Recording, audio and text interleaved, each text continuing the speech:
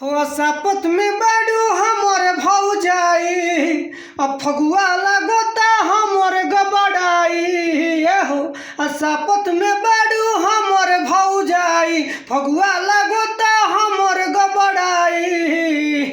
रोई पिचकारी वह दिन लेटी के हो, रोई पिचकारी वह दिन लेटी के हो। बुलवा लो ना भौजी अपना मौसी के बेटी के हो, बुलवा लो ना भौजी अपना फुआ के बेटी के हो। ये गाना कैसा लगा कमेंट करके जरूर बताइए। अच्छा लगा तो हमारे चैनल के सब्सक्राइब करें और ज़्यादा से ज़्यादा ये गाना के शेयर करें ताकि सिंगर्स लोग सुन सकस लो और ये गाना के गा सकस लो।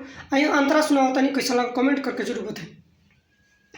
होलिया में आइल बानी छोड़ी के बहारा, चिंता बा हमरा लागल कुछ बुझात नहीं खेतहारा।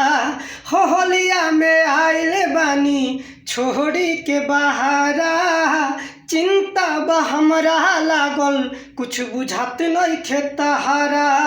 रंग में मिलैती तेल मेथी के हो, रंग में मिलैती तेल मेथी के हो।